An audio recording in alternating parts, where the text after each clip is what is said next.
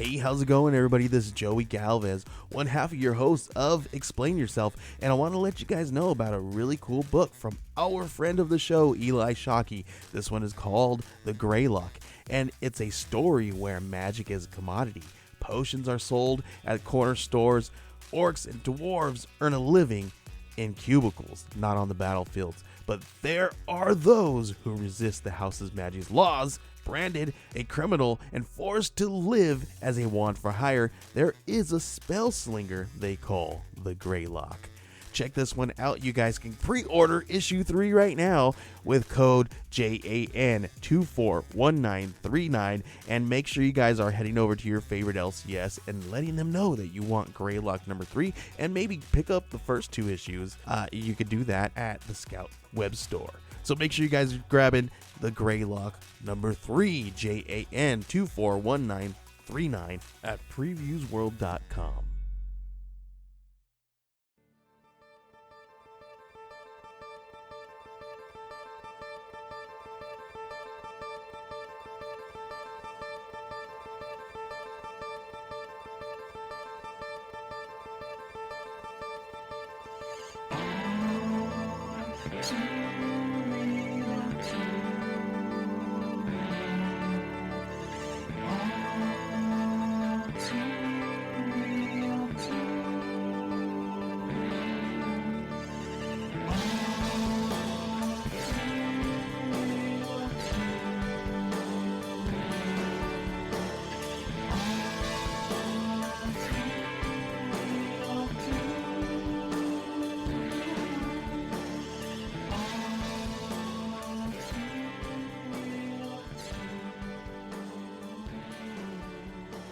Okay, everybody, welcome to the latest episode of All Too Real 2. My name is Michael E. Cullen II, and with me, as always, is... Sesame, Sunshine, and Carta. That's a great name. So today on the show, we are talking to Brian and Brad, 2 local Toledo filmmakers who made a short film called The Stranger. They've got a horror anthology coming up as well. I talked to them for a little bit the other day, and it was a pretty fun interview, learning about filmmaking and stuff. I guess we can just go right into it. Here's the interview. How you guys doing today? I'd like to welcome Brian and Brad to the podcast today. How you guys doing today? Doing real well. We just had a meeting before we got in here with you to go over our shoot that we got going on tomorrow. Awesome. Yeah, it's going to be a pretty good one. That's cool. How'd you guys get started in film? I got involved in film in 2009. It was a situation of I was an adult who never wanted to grow up and never wanted to give up that hope that I could make a movie someday.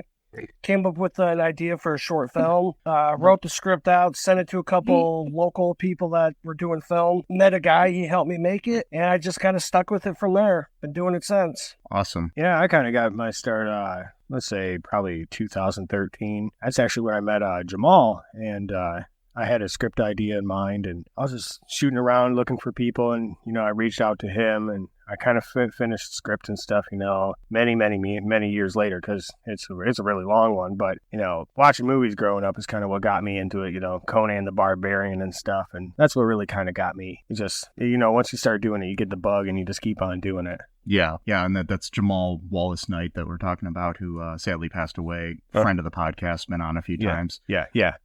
Good guy. One of my best friends. Yeah, he's a really great guy, man. Yeah. So can you tell me about, I watched The Stranger last night. Can you tell me, Brad, what was the impetus to make that film? I've always stuck mainly with horror, and as I got older, I kind of decided that I wanted to branch out. I wanted to do something different. And I just had the idea in my head, I wanted to do something simple. One person's going through some stuff, and somebody's going to come in, they're going to have a conversation, and through this conversation, it's going to change this person's life. That was really all I had in the beginning. I sat down, just started writing, coming up with ideas, and as I started writing and creating the characters, it came down to, I kind of wanted to put my own story in there, because a lot of the story that the stranger in the film talks about is actually my own personal story about the kid with a kidney, my uncle, my dad, all that stuff is my own personal tragedy that I've dealt with over the last 7 or 8 years. So I wanted to do something that was very true and honest and just see what would happen. And the reception has been absolutely amazing. It's won 7 different festivals now, multiple awards. Our actor is now a 4-time Best Actor. Wow. It's blowing up amazing that I was able to actually take something from a deep, dark place in myself, bring it to life, and people really relate and they understand. It's brought a lot of tears to a lot of people from what I've been told. Yeah, Mark was really good in the movie. Mark was phenomenal, and I was actually like his first real acting gig. He's mainly does theater. Yeah, I've known Mark for a while. He's a really good guy. Oh, and, awesome. Yeah, he auditioned for me for a project that I was actually working on with Jamal that we never ended up doing because of Jamal passing and other things happening. But yeah, he auditioned for me, and I had a long conversation with him that day. He was a really nice guy. I was glad to see him in something. So, Brian, what involvement did you have in The Stranger? Well, me and Brad, we worked together before, and he was like, "Hey, I got this idea," and I was like, "Okay, you know." He just kind of shot me the idea, sent me the script. I really love the story, you know, because it's a really powerful story. And I brought by my audio equipment, you know, and that's kind of what I did. I was on set audio, and I did all the post production audio too. And I just kind of threw it, you know, not to really throw it together, but I placed it together pretty swell. And I did one shot in there with the flyback scene and, you know, with the drone shot. But other than that, I did mostly all the other stuff with all the audio. That's cool. Yeah, I enjoyed the film. What do you guys got going now? You're talking about a horror anthology that you guys are making. What's the process with this and what's going on? Okay. The start of it is really, we did a short called Pavor Nocturnus to begin with. It was just me and Brad in the film, and that's in the festivals right now, and it's actually gaining some awards too. So we were like, hey, how about we start an anthology series? And Brad, he wrote a series, and I believe it's on Amazon, right? And he has it on Amazon, and he was like, hey, how about we turn my short stories into like a film? And I was like, you know, I've always wanted to do a short story, you know, I always want to do an anthology series. I was like, that'd be sweet. So, you know, we kind of came up with the scripts, and we came up with, you know, the locations and everything else. And we shot that one. We just put that in the beginning because that's the first one we did. And then we shot another one called Inamorata. I just finished post-production for that, and that's completed now. And then we shot another one called Born Hanged, and these are all read by different people too. So they're all narrated while they all have visual that goes with a storyline that helps, you know, bring a cohesive element to it, you know, because you don't just have the visual, you have the auditorial to drive the story too. And that's then pretty cool. We're shooting one tomorrow too. It's going to be the last one of the series, and I think this one's going to be a little tamer than the rest, but it's written by another writer. Where is Azura? Her name is Azura Knox. I think she's out of California. Oh, wow. And she sent us one of the stories, and we were like, we love this story. This story is amazing. I was like, we got to do it. It's you don't know what's happening until like right at the end. And it's a total twist, and it's really good. And it's going to come out great. That's really cool. As far as your, like, you know, productions and stuff go, where do you find your talent and people to help you with projects? Ooh, I'm going to hand you over to Brad for that one because he has some people with it, and I try to stay local, you know. I love our local Toledo people, Bowling Green, even into Monroe, Michigan. I know people, and I really like bringing, you know, I'd like to try to keep it local and show off Northwest Ohio. You know, we have a lot of great scenery here, especially in downtown Toledo. Oh yeah, because in Born Hanged, we shot all that in Toledo, didn't we? Yeah, I think we shot literally all that in Toledo.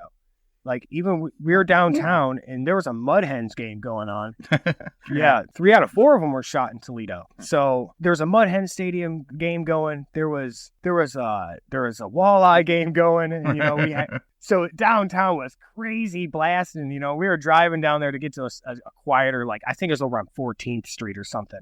We were off to a little side street, and we were like, this is perfect because it had a perfect lighting. There was like a parking space, pulled off to the side of the road, you know, and it came together so well. So kind of like guerrilla style, like you don't really get permission or just we never really asked Yeah. for permission. Yeah. We always kind of do a guerrilla style. That's always good. Because it's been my experience in the past. Normally you ask, it's a no unless you have some sort of insurance or money. Yeah, exactly. So it's like, you know what? If we can get in and get out without showing anything that's going to get us in trouble, why not? Mm-hmm. And it makes sense. And I mean, most of the thing, and as long as you're, somewhere public, you can usually be okay, from my experience. So most all this is all shot in the public in the street. And if any time it's like there's in a house or anywhere else we have permission from, the homeowner and, and everything else like that, because usually they're in the film or they're part of the film, or so we try to keep everything real local, and we try to keep everybody really involved that's involved with it, Yeah, we got people involved in this from all over. One of our narrators is actually from the Netherlands. She sings for a couple death metal bands. We got Azira, who's from California. One of our actors is from Chicago, came all the way down the film. So we got people involved from pretty much all over the globe at this point. Nice. As far as like the talent that you've worked with, anybody like really surprise you with their talent? I mean, in recent, Mark, like when we found him, he sent us a clip of him reading some of the dialogue because we wanted to make sure he had a powerful voice. I was like, yeah, he sounds great. This is going to be awesome. But then when we actually got on set, like if you talk to Mark, he doesn't strike you as that person in the film. No. Like he just snapped his fingers and he went into the role and it was just so perfect. Like there were a few times, I'm listening to this guy tell my life story. There were a few times, I shed a tear listening like, oh my God, it's like I'm watching myself as an old man saying all these thoughts that I've kept hidden. Like Mark just killed it. And Ashley was absolutely phenomenal too. She was good. A pleasure to work with. I love her to death. She's actually coming back for the anthology. She's going to be our Elvira-style host that's going to do intros for each of the films. Oh, nice. That's cool. Are you planning to like combine all of these shorts into the anthology into like one film? Yep, it's going to be one long feature film. We're going to have our horror host that's going to introduce each film, and then we'll have an outro with our own. It's kind of like an old school Tales from the Crypt, but in feature length. Yeah, that's cool. Yeah, like one of the Tales from the Crypt movies or like something like they had like a lot of those in the 80s and 90s where there'd be these horror anthology films. Yeah, that's pretty cool. Yeah, that was the big inspiration behind it all. Yeah, I love anthology films because they're kind of cool. Like that's what I was saying. Like I was working on an anthology film when I met Mark, and we ended up having to scrap that. Maybe someday I'll pick it back up, but because my producer on the thing was Jamal, and then he passed away, so it was like kind of like I don't know if I want to continue this. So. Yeah, I can understand that. That'd be a hard thing to make. Yeah, it would. But I love the concept. I mean, I used to watch those, anthology horror films and anthology, like even things like Woody Allen's anthologies and stuff when I was a kid. Right. It was pretty cool. Yeah, we always wanted to do one, but we wanted to do one different. Like our stories are a little bit different because, like I said, they're not played in your normal watching a movie. Everyone is a story that is narrated like you're listening to a journal. Then the videos don't always directly mimic what you're seeing. Like the second one plays out like a freaking nightmare. Like it's dark, it's disturbing, but the whole thing plays out in the night like a nightmare because it's all shot in a garage with black backdrop with interchangeable sets that come in and out for like a bathroom scene, a dining scene, a bedroom scene, but it's all in pure darkness. Nice. So it really gives like that big nightmare vibe to it. That's pretty cool. I can't wait to see this. What advice would you give anybody that's like looking to just start into film that hasn't started yet? Honestly, the best thing to do is just go make a movie. Don't let anything stop you. Anybody can take your phone, your cheap-ass camera from Walmart, whatever you want. You can take anything and make a movie. Especially nowadays with like iPhones, you can edit your entire movie on your iPhone. I did an entire movie where my computer was crashed at the time. Need to edit it? I edited it on my iPhone. You know what? It came out great. So my best advice is just come up with an idea. Grab a camera. Go out there and just start filming. Even if you just film something of just yourself, just start filming. Figure it out. It's good advice. Yeah, and if you have any questions, try to look into your local community. Because there's always somebody somewhere that will be willing to help or either give us some type of advice or, that was a big embrace I got from everybody at at Glass City Screenwriters, and everybody else and Michael DeSanto and all those guys. They opened with, they came with open arms and they were like, hey, this is awesome. You have great ideas. And I go to the meetings and I meet everybody and we do screenplay reads and just get involved and get out there and make them. That's what I say. Yeah, I mean, that Glass City Screenwriters is pretty cool.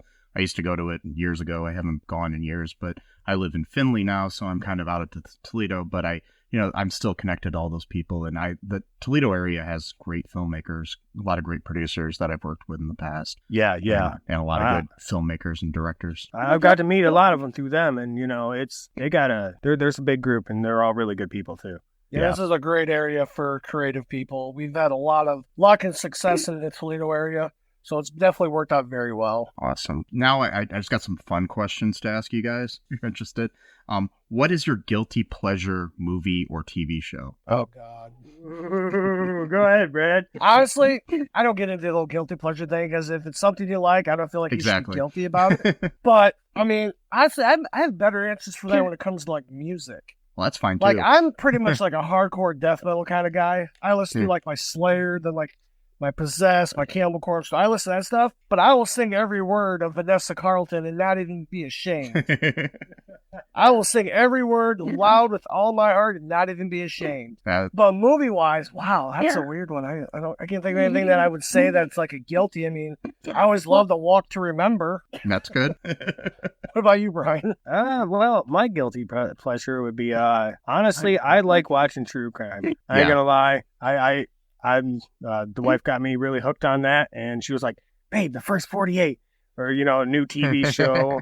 And she'd be like, "Hey, check this out with me." And I'm watching, and I'm like, 3 seasons in, and I didn't even realize, and I'm the one, they got memes for that. And I'm out there watching it by myself with a blankie on. Yeah, but, that and I'd say a guilty pleasure for music. Ooh, I don't know. I write music, so it's really hard. So I like classical music. That's a hot take, but I really like classical music. I don't care what anybody says. Nothing wrong with that. Walk 1,000 miles with me? Yeah, I'll walk 1,000 miles with you. I'll walk 1,000 more, too. Last question. What, film specifically, when you were a kid or whenever, put that spark in you to, enjoy movies? For me, it all comes back to one moment. I was about 12 or 13 years old. I was sitting on the floor. My dad was channel surfing. I'm playing with toys, whatever. And Frankenstein, the original, 1931, Boris Karloff comes on. From the moment the movie started, you have the guy that walks on stage. It just caught my attention for some reason. I crawled up next to my dad, sat there watching the entire movie, fell in love, and from that day on, I knew that's something I wanted to do. I wanted to make movies. I wanted to do that. And how about you? I would say, it's between 2 movies, but I'd have to say when my dad showed me Phantom of the Paradise by Brian De Palma. Yeah. That's a super guilty pleasure movie of mine. I didn't mention that, but that's another one. I don't care. That and the Rocky Horror Picture Show. I don't care what people say, but those are both great films. They're way underrated, and they're both cult classics. So, I watched that, and I still remember every single word to every single song of those. Don't know how I know that, but then, I'd go and even listen to him on YouTube, because you can find him on there, and I'll just listen to the songs because he made all those songs for that film, and it was just phenomenal. That and probably Conan the Barbarian. That really I really want to do a period piece at some time, something like that. I would really love to do one, because I'm a big sucker for, The Last Kingdom. And I would really, really, really love to do one eventually like that. And just. I want to do a monster movie someday. Ooh, a monster movie. I don't want to do something that's been regurgitated 1,000 times. I want something fresh and new. I actually have an idea for one. Maybe we can talk about it later. Well, you've been wasting time. I've had a monster movie. It's kind of an old 80s throwback slasher. As long as he's got bolts in his neck. As long as he's got bolts. Okay, we can make a Frankenstein.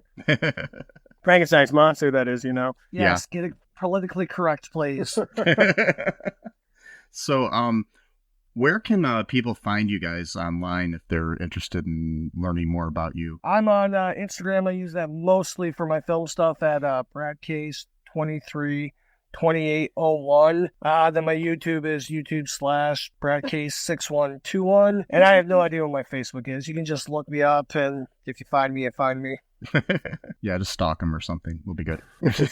Yeah, you can find me basically anywhere as well. But I go under, I use the production company, so it's Haunted Wonderland Productions, and everything. I got a link tree in there. Maybe I'll post some stuff about it for you. I got everything: TikTok, everything, shorts, YouTube. I do everything. And I'll be sure to link all that stuff in the show notes for this episode here so people can find you guys. Anything else you guys want to say before I let you go? Yeah. First off, we greatly appreciate this. We've been trying to lock down a podcast or something for a while. We haven't had any bites, so we greatly appreciate you. We just hope that everybody keeps checking out what we're working on. We hope everybody enjoys The Stranger. If you haven't seen it, please check it out.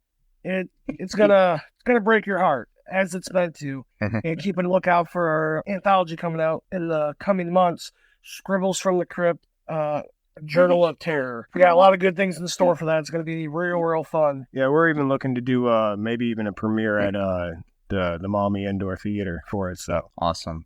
Yeah, I'll be sure to share that if you guys do have a premiere or anything. Let me know, and I'll share it on my Facebook and on the podcast Facebook as well. Yeah, and we'll link The Stranger in the notes too, and everything else. It was great talking to you guys, and if you guys ever want to come back, feel free anytime after your anthology's finished or whatever. We'd be more than happy to have you back. Absolutely, sounds great. I'd love to come back. All right, well, for sure, definitely, anytime.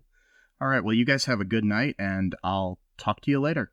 All right, Michael, thank you. Thank you, appreciate it. No problem. Okay, that was my interview with Brian and Brad there. Two really nice guys. Yeah. A lot of good filmmakers in Toledo. Hoping to get a lot of in the Toledo, Northwest Ohio, Southeast Michigan area. Trying to get a few more of those people on our podcast because that's my old stomping grounds and current stomping ground. I like that phrase. Yes. Stomping ground. I know. There's a really interesting movie based off of the Billy Joel song "The Stranger." Yeah. The album. It's a horror documentary. No, it's not. No. That would be a good idea, though, if you think it would be. Yeah. Should work on that. It's an interesting movie. Is about it's something I really recommend. There's a link in the show notes. Everybody watch it because it's kind of topical and everything, and the actors in it are both really good. So it's something to definitely check out. Yeah. So what's been up with you here, Sesame? Kind of just getting some sunshine, to brighten the day. It's the dog days of summer, if you will. Yeah. I did see like 3 or 4 dogs when I was going for my walk today, so I guess that would make really? The dog days of summer. Yeah. One came right up to me and started barking at me like it was scared to death of me when I was walking on Main Street here, and I was like, oh wow. But anyways, so folks, if you want to just check out our show notes, you got a lot of information about Brad and Brian both, and about what's in ways to keep in contact with them about what's coming up. We might have them back on after their horror anthology is finished. Also, be sure to check out all2real2.com for any links for us. Also, check out our TeePublic, our Patreon, anything that you can to help spread the word. Just share us on Facebook and on the threads and on the twits and on the ticks and the talks and the bings and the bangs and the booms and the zingazogs. Those are all things, right? Yeah. Yeah, okay. Anyway, until next time, just remember that I'm pretty sure Brad and Brian love you, that I love you, and Sesame loves you. And until next time, bye-bye. Thanks for listening to All Too Real 2 podcast, a Cullen Park production. Produced and edited by Michael E. Cullen II. Music by Matthew Hawes. Subscribe and share the show. Visit us at cullenpark.com.